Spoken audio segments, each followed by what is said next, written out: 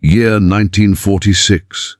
The war had ended, but for thousands of German women held as prisoners in the United States, the end of battle did not mean the end of struggle. As the sun rose over the barbed wire fences of camps in Texas, Iowa, and Wisconsin, a strange stillness lingered.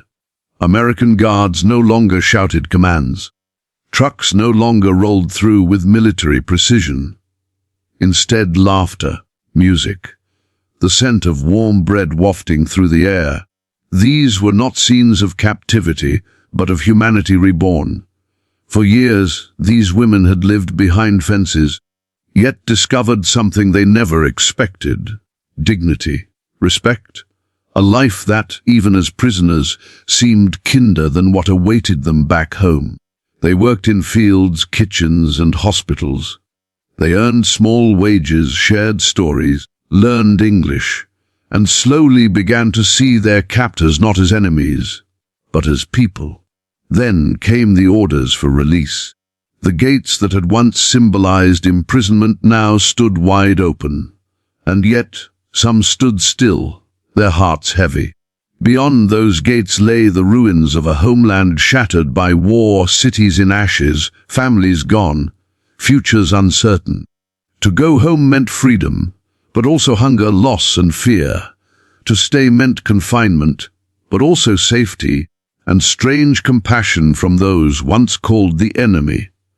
This is the untold story of the German women who, when set free, did not rejoice, but hesitated, because for them, freedom no longer meant home, and captivity no longer meant despair. The air was still over the camp that morning, still enough that even the faint rustle of grass could be heard between the barracks. A soft Texas breeze carried with it the scent of freshly baked bread from the kitchen tents, mingling with the earthy sweetness of the fields beyond the wire. It was 1944, and though the war raged across the ocean, this patch of American soil had become a curious pocket of peace. Here, far from the front lines, a handful of German women prisoners of war awoke to a life they had never imagined. A life behind kind fences. The barracks were simple, wooden, and clean.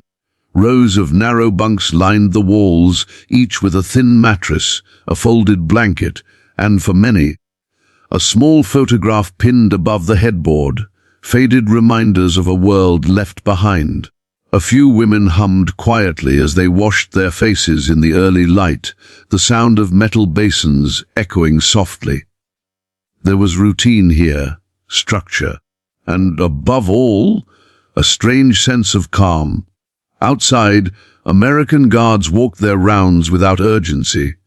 Their rifles rested lazily against their shoulders, their postures relaxed. For them, this camp was no battlefield. It was a duty, yes, but one that required more patience than power. Some greeted the women in broken German, exchanging polite nods or short smiles. There were rules, of course. The fences stood tall, the gates were locked, and the sentries watched. But gone were the shouts and the barked orders that once filled the lives of these women. Many of the German prisoners had once served as nurses, clerks, or factory assistants under the Nazi regime. When the war turned against Germany, some had been captured in France, others in North Africa, or during the final pushes across Italy. They had been told horror stories of what awaited them in American captivity: starvation, cruelty, humiliation. But when the trucks arrived at the camp and the doors opened, those fears began to dissolve almost immediately. Instead of beatings, there were blankets. Instead of insults, there were simple words of instruction and cups of water offered with steady hands. They were led into barracks, given medical checks, and allowed to rest. One woman, a young nurse named Erica, later wrote in her diary, "The guards do not hate us. They watch us, but not with anger. It is strange, this feeling we are prisoners, but also guests. Her words would echo the sentiments of many who lived through that time. Women who had prepared themselves for punishment, but instead found themselves met with something that felt almost like respect. The days settled into rhythm. Each morning, the women lined up for roll call, standing beneath a rising sun that painted the camp in soft gold. After breakfast, oatmeal, coffee, and sometimes fruit, work assignments were handed out. Some were sent to assist local farmers, harvesting corn or picking cotton. Others stayed within the camp, sewing uniforms, baking bread, or cleaning. A few, especially those who had been nurses, were offered positions in nearby American hospitals or convalescent centers. At first, the women hesitated. The war had drilled into them the idea that Americans were enemies, savages in uniform. But soon, they began to see something they could not reconcile with that propaganda. The farmers who offered them water in the heat of the fields, the nurses who smiled and thanked them for their help. These were not the monsters they had been warned about. They were people, ordinary and kind in their own quiet way. As the months passed, conversations began to bloom. The women learned fragments of English. Thank you. Good morning. I help you. The guards, too, picked up bits of German, often mispronounced but enough to draw laughter from both sides. There were moments when the air between them seemed to shift, when suspicion gave way to something softer, more human. There was a rule in the camp: no fraternization. But rules could not stop respect from forming. The guards, many of them young men barely older than the women themselves, treated their captives with a kind of distant compassion. They saw them not as soldiers, but as civilians swept up in a war too large to understand. And the women, in turn, began to see their captors not as enemies, but as proof that the world outside their homeland could still hold decency. Inside the kitchen tent, the heart of daily life pulsed steadily. The air was always warm, heavy with the scent of bread, stew, and coffee. Erica worked there often, kneading dough with flour, dusted hands as sunlight filtered through the tent's canvas walls. She laughed easily, a sound that felt foreign at first but grew more natural as the days went on. Around her, others sang softly, German folk tunes blending with the occasional hum of an American country melody played from a nearby radio. At midday, when the bell rang for lunch, lines formed quickly but without chaos. Each woman received her portion: a ladle of stew, a slice of bread, sometimes even an apple or a cookie baked by local volunteers. It was more food, and better food, than many of them had seen in years. They ate slowly, savoring each bite, not out of greed but gratitude. There was a quiet understanding among them that this kindness was a rare thing in a world still burning. At night, after the lights dimmed and the guards made their final rounds, the women gathered in whispers. Some read books borrowed from American libraries: Hemingway, Steinbeck, Austen, the pages translating slowly through shared effort and curiosity. Others wrote letters home, unsure if they would ever be delivered. They spoke of peace, of fear, of longing for families they might never see again. Yet, beneath all that sorrow, a new kind of hope began to grow. Fragile but real. One evening, a thunderstorm rolled over the camp. Rain pounded against the roofs, and lightning cut across the sky. The women huddled together in silence, listening. For many, it was the first time they had heard thunder without bombs following. The sound was terrifying, yes, but also cleansing, like the world itself was washing away the sins of war. When morning came, the air smelled of wet earth and renewal.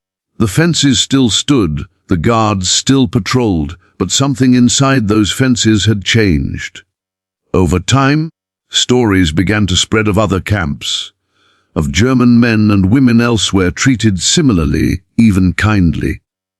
But for the women here, that kindness had become personal. It had a face, a name, a voice. It had the shape of an American guard who offered a cigarette during break, or a nurse who handed them books instead of orders. Some of the women began to send small gifts through the fence, hand-sewn patches, drawings, letters in halting English, not as tokens of rebellion, but as thanks. The guards, unsure at first, sometimes returned the gesture: an extra apple, a small Bible, a folded photograph of family. It was a quiet exchange of humanity in a world that had nearly forgotten what that meant. Months turned into years. Seasons passed. The women grew used to the rhythm of the camp, the security of its walls, the predictability of its days. They tended gardens near the fence, coaxing life from the soil. They celebrated Christmas with handmade ornaments and songs shared across languages.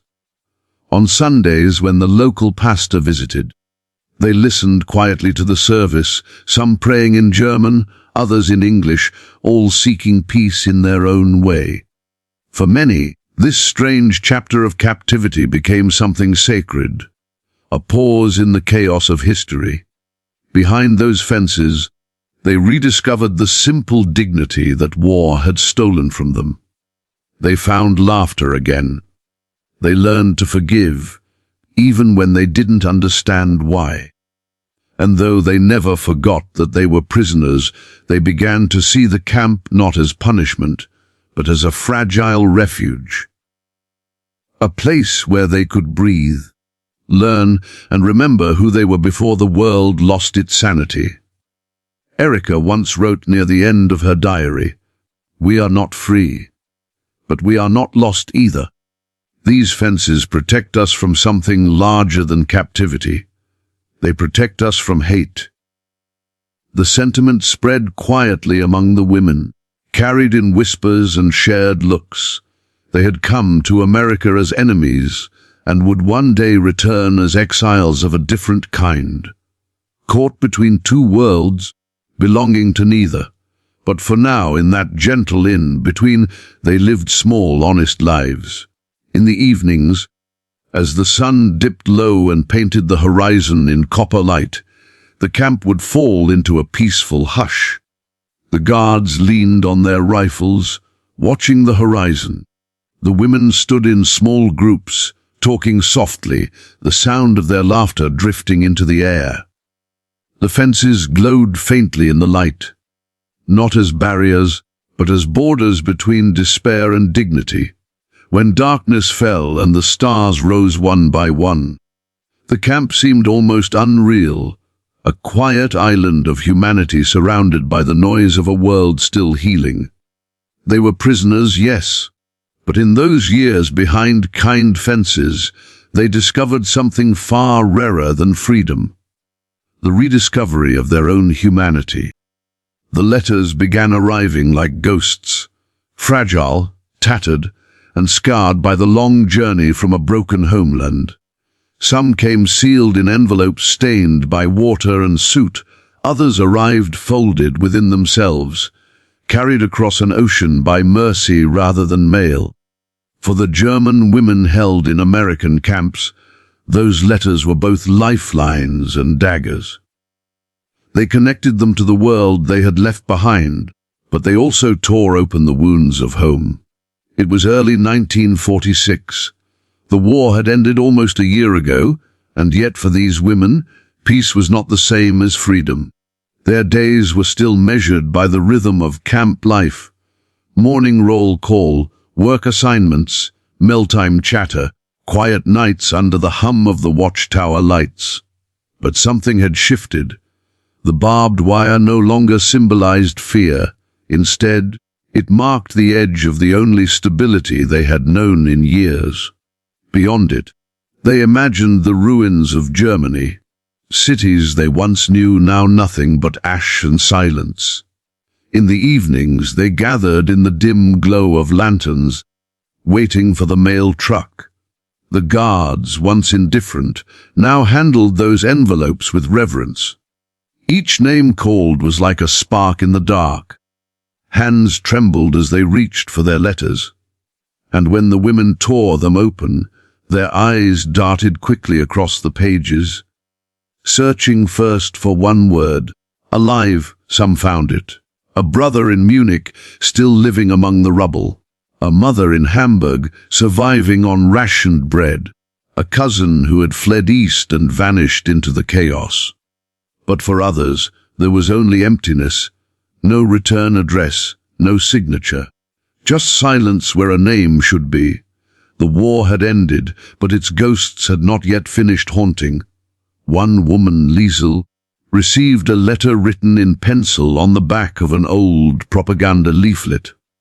Her father's handwriting was shaky, the ink faint from rain. "The house is gone." It read, "Your mother is with God. The streets are filled with soldiers who do not speak our language. Do not hurry home." She read the words again and again until the paper tore between her fingers. Then she folded it carefully, pressed it against her chest, and said nothing for the rest of the night. Others gathered around candles, sharing fragments of their own letters. "Berlin is dust," one woman murmured. "Dresden has no roofs left," said another. They spoke softly, as though afraid their voices might break what little hope remained. Outside, the cicadas sang, and somewhere in the dark, an American radio played faint jazz, a sound that seemed impossibly distant from the world those letters described. For months, the women had learned to live as though the war's horrors existed only in memory. The camp was orderly, calm, and humane. They worked, ate, and slept with predictability. But now, with every letter, the illusion cracked. They began to realize that what waited for them beyond these fences was not the Germany they remembered, but something unrecognizable. Rumors filtered through the camp. Germany divided, the Russians in the east, the Americans and British in the west. Millions of refugees wandering the countryside, hunger, disease, entire towns gone. The women who had once prayed for freedom now whispered that perhaps captivity had saved them. During the day, they went about their duties with quiet purpose. In the kitchen, the smell of warm bread filled the air. In the sewing room, the hum of machines kept time with the rhythm of thought. They stitched, kneaded, cleaned, but behind every gesture lay a heaviness. For every loaf of bread baked in comfort, there was a memory of someone starving back home. For every letter received, there were dozens that never came. One afternoon, an American chaplain visited the camp. He spoke to the women about peace, about rebuilding, about faith in the future. His words were gentle, hopeful, but they felt like sunlight on stone. The women smiled politely, nodded when expected, and afterward returned to their barracks in silence. Hope was not something that came easily to them anymore. It had to be rebuilt, like the cities they left behind brick by uncertain brick. The letters became objects of ritual. Each evening after work, the women would sit in small circles, rereading the same sentences over and over. They passed them around like sacred texts, each word examined, weighed, felt. The younger ones often asked the older women to translate unfamiliar words or phrases. Sometimes, there were jokes hidden between the grief, small glimpses of life's stubborn endurance. The hens survived. One letter said, "We live on eggs and laughter." But beneath the laughter was fear. The women knew that soon the camp would close. The Americans had begun releasing prisoners, returning them to Europe on transport ships. For some, it was a dream fulfilled. For others, it was a quiet dread. They would stand near the fences at dusk, looking out at the open land, endless, safe, full of food and warmth, and they would think of the ruins waiting on the other side of the Atlantic. A few began to write petitions, quiet, desperate letters addressed to the camp commander. They asked to stay longer, to continue working, to serve as laborers, nurses, or assistants. Anything but being sent home to a place that no longer felt like home. One petition read, "We have been prisoners, but we have been treated as people. If we must leave, we do not know what we return to, only what we lose." At night their dreams became restless. Some dreamt of their cities, cobblestone streets filled with fog, buildings half standing, familiar voices echoing through ruins. Others dreamt of the camp itself, the rhythm of its safety, the quiet kindness of the guards who had learned their names. It was a strange paradox. They longed for freedom, but feared it more than confinement. Liesel often sat by the fence near sunset, staring beyond the wire. The American guard on duty, a young man named Sam, sometimes offered her a cigarette. They never spoke much, but there was understanding in their silence. One evening she asked him softly, "What is your home like?" He smiled faintly. "Peaceful," he said. "Full of noise, family, laughter." She nodded and looked away. After a pause she whispered, "I used to have that too." The moment lingered. Two people from opposite sides of a war, sharing the same ache for what was lost. The camp was filled with such unspoken exchanges, brief moments of connection that transcended language or politics. The women began to realize that while they were prisoners in name, they had been given something few in their homeland still possessed: safety. As spring turned to summer, the letters grew fewer. Mail routes collapsed, families scattered. Many of the women stopped expecting their names to be called. Instead, they clung to what they had: each other, the rhythm of the camp, the fragile sense of belonging that had formed in captivity. One night, a storm rolled through, fierce and sudden. Wind tore at the barracks, and rain drummed against the roofs. The power went out, and in the darkness, the women lit candles. They huddled close, reading aloud from their old letters, their voices trembling. Outside, lightning flashed, illuminating the wire fence for a heartbeat, sharp silver and unyielding. Yet inside, the flicker of candles made everything feel warmer. When morning came, the storm was gone, leaving behind a calm that felt almost sacred. The camp smelled of wet earth and bread baking anew. The women stepped outside, their shoes sinking into the damp soil, and for a moment they simply breathed. The world, though scarred, was still alive. The following week, a notice appeared on the camp bulletin board. The first group of women would be released within a month. They were to be repatriated through New York, then sent to different zones in occupied Germany. The news spread quickly, but celebration never came. Instead, a quiet unease settled over them. For the rest of the day, they worked without speaking much. Every sound, the scrape of shovels, the clatter of dishes, the rustle of fabric, carried a strange finality. That evening, Liesel and Erika sat together, watching the sunset burn orange behind the wire. "Do you think we will recognize home?" Erika asked. Liesel hesitated. "I don't know," she said. "Maybe home is not a place anymore. Maybe it's just a memory." Her words lingered like a truth none wanted to face. As days passed, more letters arrived, each painting the same grim picture: hunger, rubble, despair. The women began to whisper prayers not for release, but for delay. They found small excuses to stretch their days. Extra tasks in the kitchen, more sewing, volunteering for any job that would postpone their departure. The guards noticed, but said nothing. Perhaps they understood. When the night finally came that the last mail truck arrived, the women gathered again, candles flickering, letters in their laps. The guards watched from afar, silent sentinels of a shared sorrow. And as the women read, some crying, others staring blankly, the reality became clear. The world outside the fence was no longer the one they had been taken from. They were free to return, but return to what?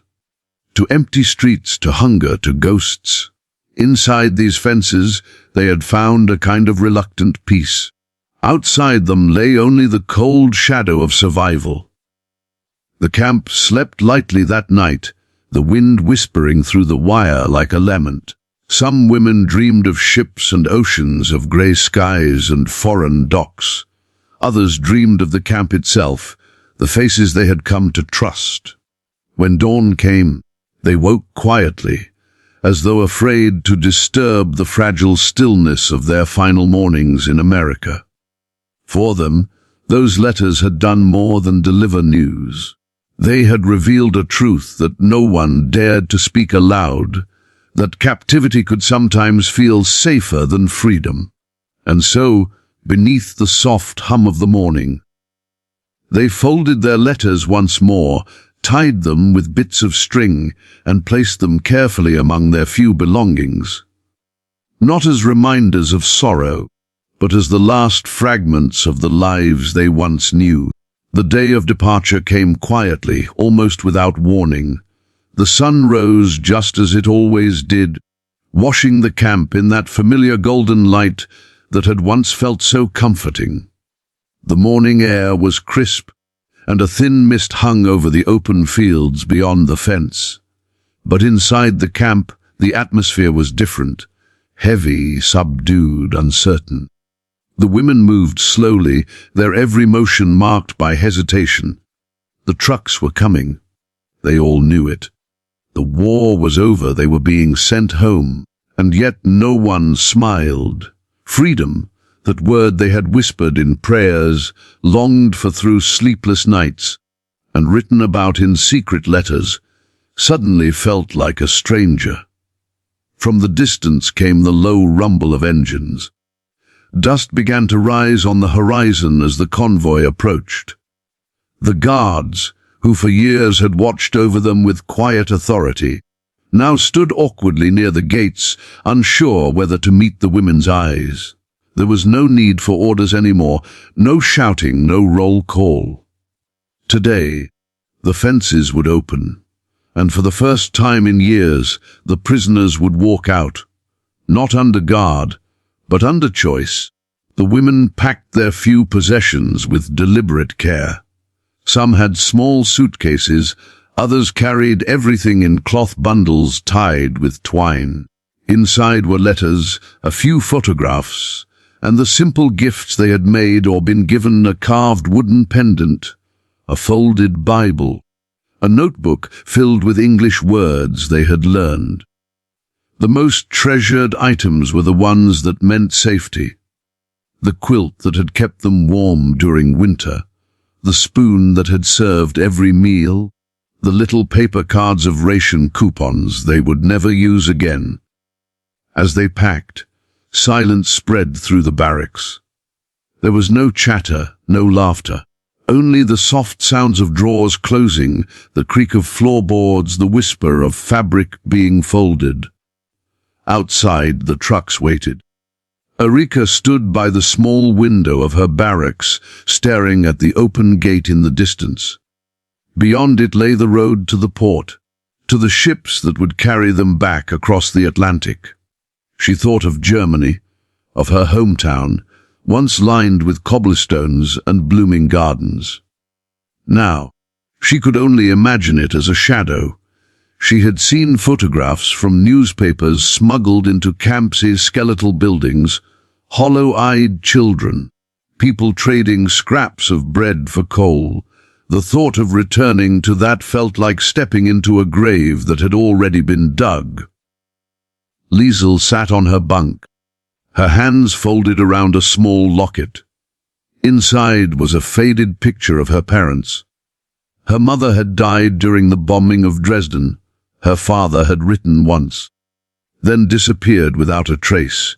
She had been holding on to the hope that maybe, just maybe, someone was waiting for her.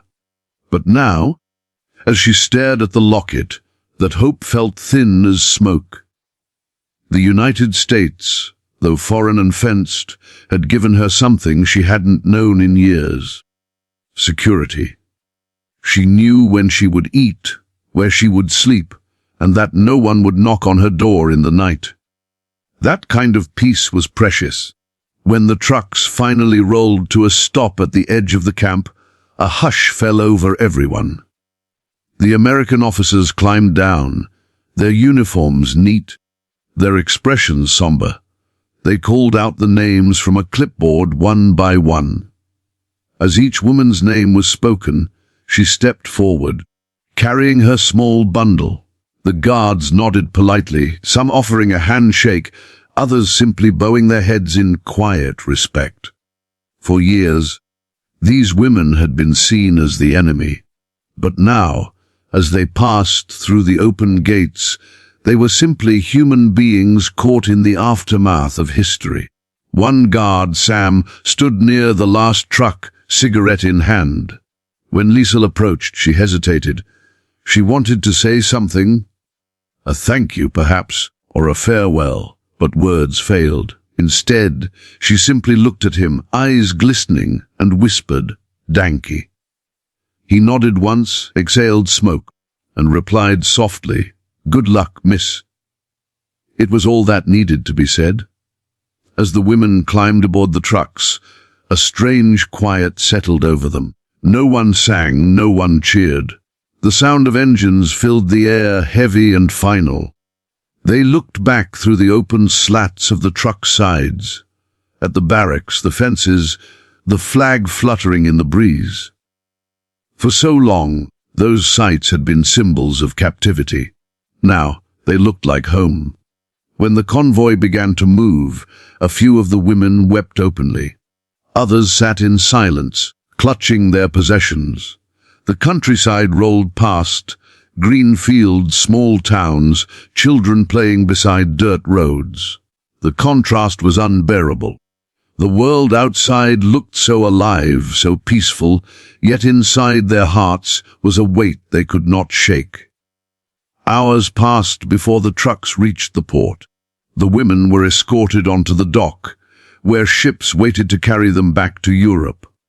The harbor smelled of salt and oil, gulls circling overhead, the sea stretching endlessly to the horizon. As they lined up, they were given papers, instructions, and the promise of safe passage. But promises could not ease what they felt inside. Some of them turned one last time facing west, toward the land they were leaving behind. America had been both a captor and a caretaker, a place where they had rediscovered humanity within the confines of war. They had arrived as enemies, hardened by propaganda and fear, and were leaving as women who had tasted compassion from the other side. As they boarded, Erica lingered on the gangway, her hand resting on the railing. She looked out over the water and thought of the years that had passed behind those fences. The laughter in the kitchen, the warmth of the sun on the fields, the quiet kindness of men who had every reason to hate her, yet didn't. She wondered if she would ever feel that kind of safety again. The ship's horn sounded deep and mournful. The women found their places on deck as the vessel began to move. The shoreline receded slowly, the buildings shrinking, the docks fading into the mist. For many, tears fell silently. They were going home, but home no longer existed in the way they remembered it. Days passed at sea. The ocean stretched endlessly, grey and vast, as though reflecting the uncertainty in their hearts. The women spent hours leaning over the rail, staring at the horizon. Conversations were few, laughter rare. At night they slept in narrow bunks, the ship creaking softly, dreams filled with memories of the camp. The orderly rows of barracks, the smell of bread, the sound of English words spoken gently.